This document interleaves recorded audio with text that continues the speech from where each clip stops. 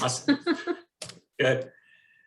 I assure you there are notes. It's great to be here, everybody. Thanks so much for having me, Caitlin, and everyone else. And thanks to the speakers, to Denise and Zoe. That was really, really interesting, actually. And it's, I think the materials that were put together for this talk were well kind of planned out, because I think some of what I talk about builds on, I think, some of what Denise talked about. So I'll jump right into it, but I just wanted to welcome you to just really an information session on behavioral economics. Really appreciate you taking the time to just listen about some of the stuff that I've learned through, over the past couple of years. I don't know the level of exposure among the group and whether folks here have experience with any previous learnings, but personally, I started getting interested in the subject a few years ago, just through reading some articles and watching some videos on YouTube and talking to friends about it and following some interesting companies. And since then, I've really seen, some of the principles picking up steam and becoming a part of how companies and people even are approaching their challenges. And it's just been interesting to watch. So I also think it's really going to become more a part of our lives personally and at work. So I'm excited to be here to talk to you about it today. As Caitlin mentioned, my name is John Paul Anderson. I'm actually part of the Enterprise Change Management Office at the WSIB, Denise. So I work with Alexa very closely, and I'll be here for the next 25 minutes or so to just share with you some of my learnings. So for this little talk, my main objectives really are to just share what I've learned about behavioral economics and nudge theory, and just really to stimulate some thought on how we can apply behavioral economics through a change lens. This is something that as I've taken some of the learnings, I've tried to apply it to change management, and I have a lot of work to do. So I'd be happy to get any suggestions or feedback from all of you listening today, and so that I can take that and apply it as well. And just to give you a quick idea of what I'll be kind of walking through, I'm going to just discuss exactly what behavioral economics is, if you haven't heard of it. I'll discuss some of the traditional strategies that we've used to change behavior as change leaders that may not necessarily always work the way we want them to. I'll talk about biases also that affect how we make our decisions, and then ultimately get into discussing some nudges around how we can identify some of those biases and tweak our decisions or nudge them so that they're better decisions. So let's lay some groundwork and talk about what behavioral economics is. Well, I can tell you that in many situations, we try to act like robots. And in some situations, we're very careful and we're very calculated. And we use Excel spreadsheets, we crunch numbers, we do our research, we weigh our options, and maybe we're deciding, what type of car to buy or what neighborhood to move into. We do our best to operate like robots, but the point is that we're really, of course, not robots, even when we try really hard. And it's often the times that we're trying to be, really calculated. The strange counterintuitive insight is that it's often the small, inconsequential stuff where we crack open that spreadsheet, but not necessarily for our consequential decisions, like our finances or our relationships or the way we work. So really, the question that we're exploring is, if we're not making decisions with a robot's mind, what is driving the decisions, and where are the factors that are hidden away? And this plays into something that's called the rational choice theory. And we can certainly think of this theory as something that pervades how we think that people think, that we do assume that we're able to be like robots and we're always equipped to make the best decisions for ourselves, that we're going to go out there, compile all of the available information, and make the best decision. And part of this theory is the assumption that we don't have any human challenges, like trouble balancing goals or dealing with competing priorities. The theory almost kind of forgets this. Also, that we don't have unlimited amounts of willpower to sustain good behavior. Yet we've got this rational choice theory that makes assumptions on our behavior that underpins many strategies and many approaches that organizations take to behavior change. So behavioral science is really trying to overturn this a little bit and showing that it's a different story with how we make a decision. And this is just an important slide because it really simplifies what behavioral economics, or BE, is. And in a nutshell, it explains that human behavior defies expectations of rationality. And if anyone has read Thinking Fast and Slow, I recommend it if you haven't. What's been discovered is that, wow, we've discovered that most of the decisions we make, we take shortcuts. We look at what others do, or we do what we always do. We have these rules of thumb or these heuristics. And sometimes these rules of thumb are useful. Like if we see a lion in the jungle, we're going to run away from it. But sometimes these rules of thumb are not. And the problem is that when we use these rules of thumb in consequential decisions in situations like those finances or relationships or the way we work, they're no longer rules of thumb. They become biases. And these are common and predictable. They happen from time and time again, from situation to situation. And this has led BE scientists to say these are predictable irrationalities. And BE is not just in the business of identifying these biases, it's also in the business of getting a little bit past that and tapping into these irrationalities and building on how to figure out what to do so that behavior can change. So I'll ask you to take a look here and write down in the chat, Caitlin, if you can shout out, I'm not able to see the chat, but let me know which orange circle looks larger. And some of you may have seen this, the left or the right. I'll just pause for maybe 10 or 15 seconds so that people can. Yeah, so I'm seeing the one on the right. Most people are saying on the right. Yeah, still that was my initial. There's a couple of people that said same. I think they might know the trick already. Yeah, they might know the trick. Okay, well, for those folks who said they're the same, they are actually the same size, so well done. But how can it be that still after I tell you and show you that they're the same size, your eyes still deceive you? Well, the answer is complex, but it boils down to being about context. And visual illusions are easy for us to experience. These exact types of illusions happen also in decision making, but they're hidden and they're there and they're having an impact on what we do. You just have to find out where they are. So some of the discussion today will be about surfacing some of these illusions that exist in the decisions that we make. And really just the key takeaway here is that visual illusions are a handy metaphor for how our brains are not always the most reliable guide to what is true or what actually works in the world. And this can even extend, of course, to some of the tactics that we use as change leaders to create behavior change. So let's think about some of those tactics and some of the traditional ways that we try to get people to change the behavior. We might provide a lot of good information on a website to try to get uptake or behavior change, or in an email. We might provide incentives like money. We might even impose penalties in situations where we want to limit a certain type of behavior. These are strategies that have been used for ages to create behavior change and can work to a certain extent, but may not always work the way we want them to and may not be effective in sustaining a changed behavior. So let's take a look at one of those examples. This example takes place at a daycare in Israel. And the daycare noticed that a lot of parents were showing up late to pick up their kids at the end of the day.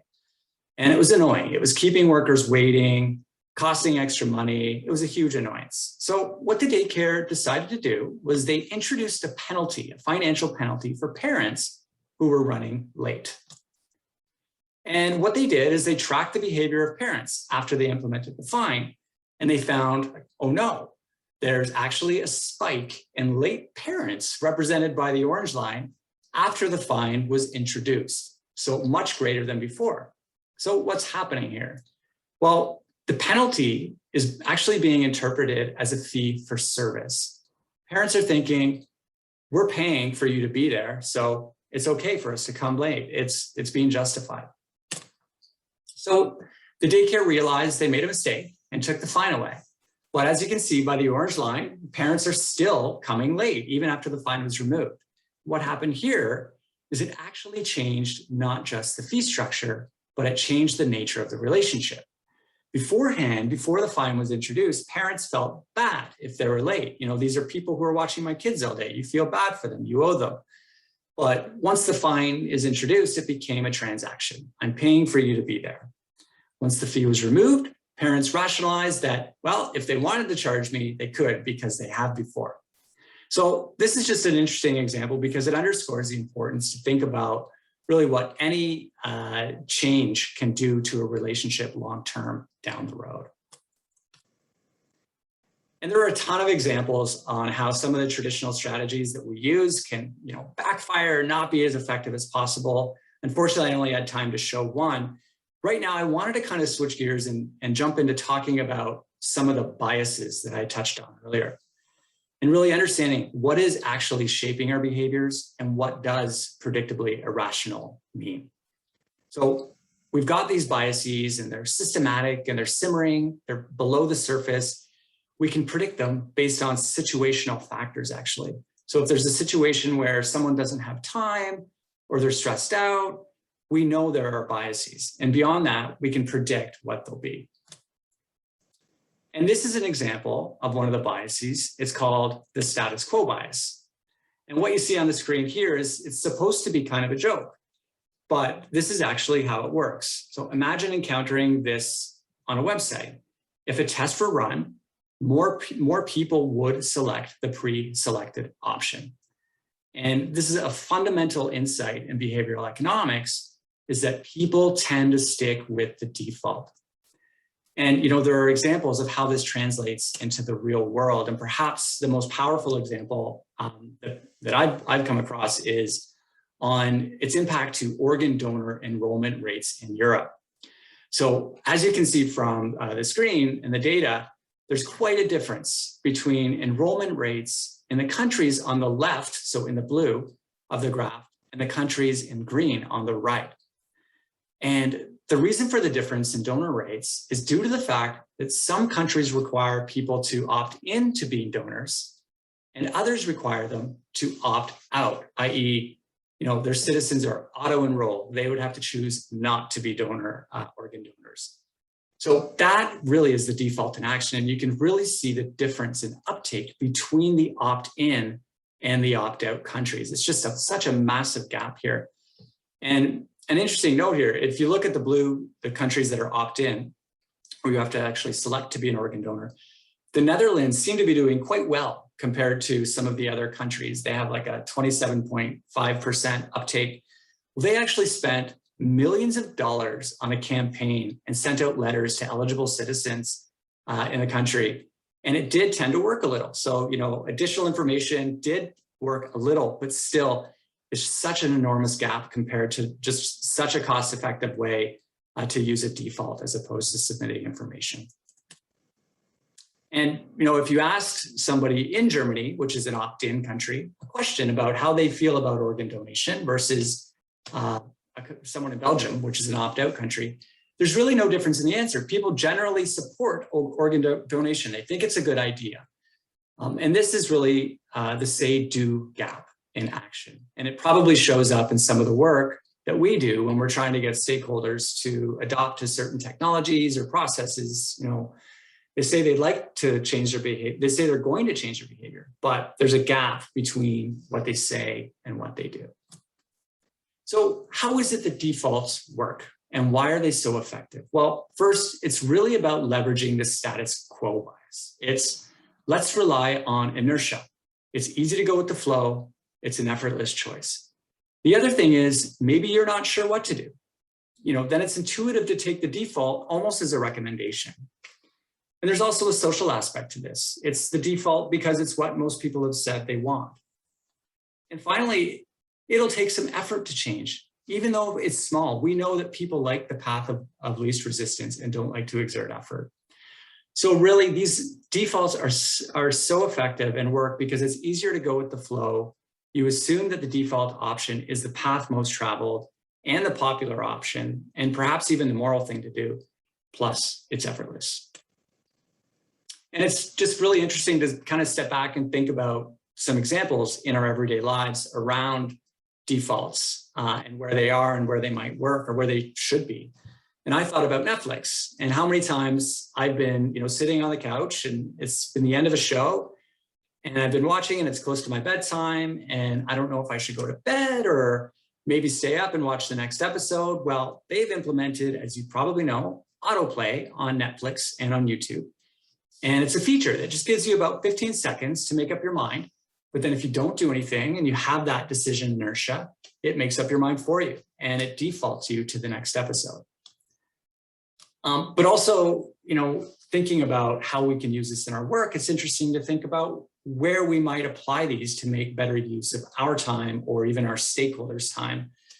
And our team thought about the 30-minute and the 1-hour defaulted times that exist in Outlook for meetings. And we started to default 1-hour meetings to 45 minutes. And I can tell you that having that extra 15 minutes to grab a drink or stretch your legs really makes a big difference, especially when you're in back-to-back meetings all day. So that's one example of how it can be kind of applied to save time at work. As we continue this discussion, feel free to drop some ideas in the chat. If you can think of some examples where defaults might be used or are being used at your work or in your personal life, and how they can be used to impact decision-making and behavior. So I've given you an example on perhaps the most prominent bias that affects decision-making. We're going to explore a couple of more examples of biases and have a little fun in the process. So I've created kind of like a poll. I don't want to call it a quiz because it's not, but it's just to see how we respond as a group to certain questions about biases. And Caitlin's going to put a poll up on the screen, or somebody is going to put a poll up on the screen. Somebody is right. Samantha is going to launch our poll. So we've got JP1 coming up. Awesome. Please go with your gut when answering and understand that the answers are completely anonymous. So, do you consider yourself to be an above average driver?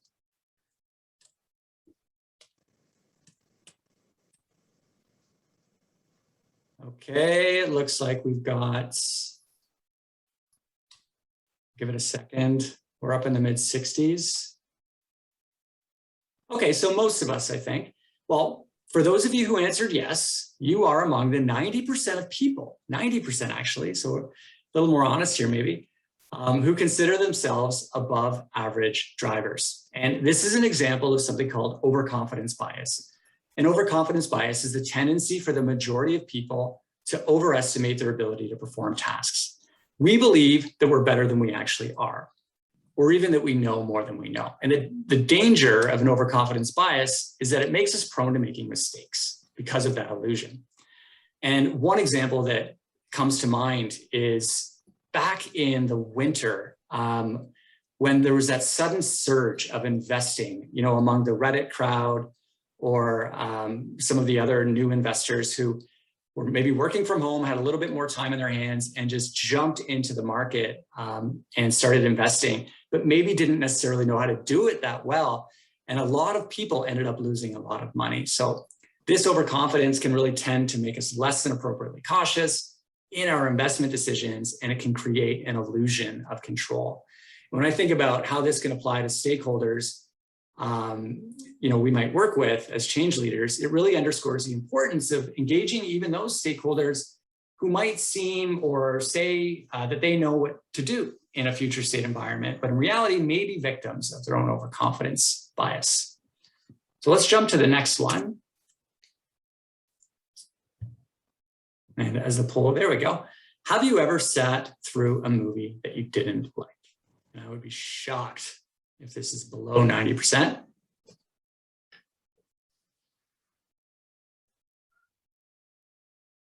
Wow, okay. Feel free to put what movie in the chat, people. Yes, I'm shocked. We're in the low 80s here, and this is interesting. This is the lowest I've ever seen this, but that's okay. Regardless, it's the overwhelming majority, and it's same here. I would have voted yes. So if you've answered yes, this is an example of something called the sunk cost bias, which is the more we invest in something, the harder it is to abandon it. And it's our tendency to continue investing in a losing proposition because of what it has already cost us. We're all innately loss averse. And this bias is abundant in workplace investments and decisions to continue to fund projects with maybe no real benefit.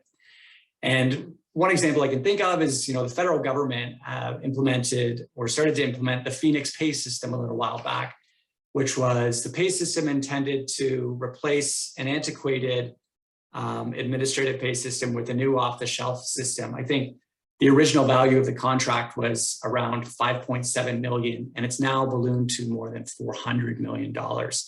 So obviously there would have been opportunities earlier on to maybe cut ties and look at other cheaper options. But this is a great example of just how we can all be susceptible to the sunk cost bias. So as change leaders, by understanding this bias and being able to recognize it, we might be able to help influence stakeholders to recognize it themselves and to not make choices only because they justify previous choices.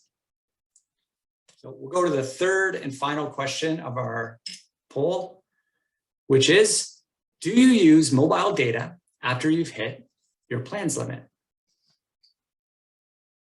This is probably not as big of a problem now compared to maybe a few years ago when the plans weren't as good. It looks like, yeah, most people just probably have unlimited data now. But this is an example of something called present bias, which is we tend to value immediate rewards more than long-term ones. And the concept of present bias is often used more generally to describe impatience or immediate gratification in decision-making. And with the use of social media and constantly being in the know, we can see how the present bias can really come into play. And this can really apply to things like limited time sales, to buy something now because it's 20% off versus never even needing to buy it at all if it weren't on sale. Or to book a trip with like Trivago because there were only 3 rooms left versus waiting and doing more research. And again, as change leaders, when trying to sustain that long-term change that Denise talked about, it can be critical to try to get stakeholders to move past that immediate temptation of maybe doing nothing or inaction by employing tactics that can help steer them towards the desired change. And we'll get to how to do that via nudges in just a moment. Thanks very much for putting the polls up. Appreciate that. So that's it for our quizzes, or our poll, and I'll move into the next screen here. So we've learned a little bit about some of the biases or irrationalities that can impact our ability to make a good decision. With practice, we can tap into these irrationalities and actually nudge people towards a different choice architecture. And choice architecture is the way that we can influence decisions by the way that choices are presented. So if we think of an analogy of a table that is set for dinner, it's how that table is set. And that's what really influences the decisions on where people are going to sit. And it could be things like, how many options are there? How many place settings? Has somebody put a wine glass in front of a plate or a setting? Is there a chair pulled out? Which chair is closest to the kitchen or the head of the table? These are all ways that can determine which place is chosen. What behavioral economics is not, is it's not forcing you to make a particular decision. It's not telling you that there's assigned seating or that you can't sit at the table and that you're relegated to the kids' table. It's not shoving and it's not forcing. It's not taking options off the table. It's just shuffling how it's set. And there's a great video that maybe, Caitlin, if you're able to do it, to drop it into the chat so that people can look at it later, of a nudge that Volkswagen did. It's like a 2 or 3 minute video that encouraged people to take the stairs versus taking the escalator at a busy train station in Germany. If you haven't seen it yet, I highly recommend that you check it out because it can really show in one video, one short video, the power of a nudge. So some of the interventions that we've seen and talked about, the VW stairs example that I just talked about, defaults, these are slight modifications that are designed to suggest shifting our behavior towards more positive outcomes. And that's really what nudging is.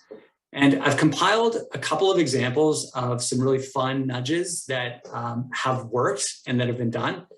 And I kind of want to I think we have a little bit of time. I'll walk you through them right now before we run out of time. JP, you have about 2 minutes. Oh, okay. I like this example though. Keep going, keep going. Try to whip through them. Okay, so this example is in the UK, cigarette butt littering has become a problem, especially outside of sporting venues. So, you know, people get a few drinks in them, they have a cigarette and they finish their cigarette and they look to other people to see what to do. And do I walk to the ashtray or do I just put it out on the ground? Well, this here is a clever way that the UK government leveraged pride and decision inertia of status quo to affect change. Cigarette boxes were placed outside of football stadiums or soccer stadiums in England in 30 UK councils, asking people who their favorite player in the world is, Ronaldo or Messi. And the result was it reduced pollution or cigarette pollution by 46% in those councils. So it just goes to show how a playful, clever twist can have a really big impact. This example is a great one from the Swedish government done back in 2010 to reduce speeding on their roadways. So what they did was they implementing something called a speed camera lottery. So those who obeyed the speed limit had their license plates entered into a lottery and could win a payout from the fees paid by those who violated it. And as a result, ended up dropping the speed limit or the speeding to 25 kilometers an hour, which happens to be the speed limit in Stockholm. And while I talked about fines and how they don't always work, we know that lotteries, in fact, do work. People are generally bad at probabilities and they tend to underestimate the odds against them when it comes to lotteries. This is something called prospect theory. So people also think that events that are more likely to happen when they can just visualize them or imagine them. And it's interesting to think about how this theory can be applied in our lives or even at work. You know, could lotteries serve as tools to drive stakeholder uptake in certain initiatives? And this last example goes into a very successful nudging technique highlighted by Richard Taylor, who wrote the book Nudge and won a Nobel Prize. And it's called pre-committing.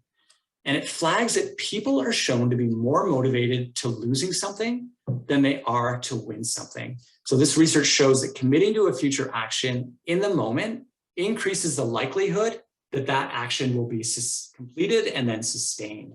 And this on the slide here is just an example of one of many apps. This is stick.com that asks you to post a forfeitable bond. So pay $100 upfront. And if your goal is to quit smoking in a year or lose 20 pounds in a year, if you do not meet your goal, then you forfeit that money. And studies show that people don't like losing money. An example of how this is actually used really well in organizations to gain leadership buy-in is for leaders to write down commitment cards with I will statements and post them in visible spaces so that everyone can see it. So if a leader's committing to a new behavior or an organizational value, he or she might post it to their door so it's visible for all of their peers and their colleagues. Or even in a virtual world, it could perhaps be put to our background screen. Caitlin, before I go, can I do this last example? Only because I love you, JP. There's silence, but thanks. I think it's kind of fun. I'll try to whip through it. So those are three fun examples. Like examples. Thanks. This is just a quick group exercise just to get the juices flowing a little bit. And this is really just to see how creative we can be as a group in trying to come up with solutions to a real world problem that existed for a Dutch bicycle manufacturer named Van Moof. So they actually reported 25% of its bicycles that were shipped to the US arrived damaged. And these are bikes that cost upwards of thousands of dollars. And obviously they're losing a lot of money and found this to be unacceptable. So they sought out potential solutions on how to solve this. So you are the VP of marketing for Van Moof. In the chat, please throw down an idea that might help the company solve its problem, which is to reduce damages to those bicycles shipped to the United States. I'll give you a little bit, as much time as Caitlin allows us to try to come up with some creative ideas, not expecting people to be experts in nudging, certainly at this point, but I'm just curious to see what some of the ideas are. And no idea is a bad idea. Caitlin, let me know if there's anything that pops into the chat.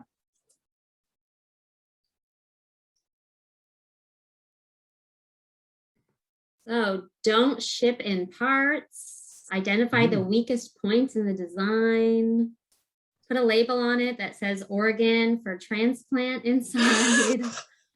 Male persons enters into lottery to win 10 of the undamaged bikes. Wow. Ooh, So I love how using people some are applying incentives, using some principles. trickery, a few different tactics there. Well, thank you. I love how people actually tied in some of the examples like the lotteries and the organ donation. Hopefully that they don't go with that. You know, they took a bit of a different approach. They asked themselves, okay, we know this is happening to our North American clientele. And what do North Americans really love? And what would prompt their shippers to handle its products with care?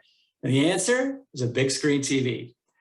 And a big screen TV box is actually roughly the same size and weight as a bike box. So VanMoof began printing photos of TVs on its packaging, even though the boxes still depicted the bike, but at a glance, it does look like you would find a massive widescreen TV inside the box. So just the perception that it was a TV that resulted in damages dropped damages by 80% since then by the company. And not only that, once kind of the New York Times did a write-up, so people kind of caught on to this, the behavior was able to be sustained. The change was sustained. Damages still were in the 80% range, even though people knew it wasn't a TV. So I'm sorry, guys, I'm out of time, but hopefully that was of some interest to you, just to get the juices flowing on how identifying biases is a good idea. Traditional strategies may not always work as well as we want them to, and that simple things like nudges can really work to create not only immediate behavior change, but sustained behavior change. Thank you. Well, if you're looking for a new journey and you haven't find something excited yet, I would highly recommend to join our ACMP Ontario chapter. And not only as a member, and because we have lots of things to give and to enjoy, which includes webinars and events, and of course, networking with your local community, but also I would like to see you volunteering for us. And I will be happy to connect with you outside of this event and tell you more about our opportunities. If you already decided to join us, I would recommend to fill out a form. And I see that already the link is provided in the chat. So feel welcome to put some basic information, and we'll set up a meeting with you and learn more about each other. I will tell you about ACMP Ontario, and you can tell me about your previous journeys, and maybe we can get on one together. If you have any questions, feel welcome to put them in the chat.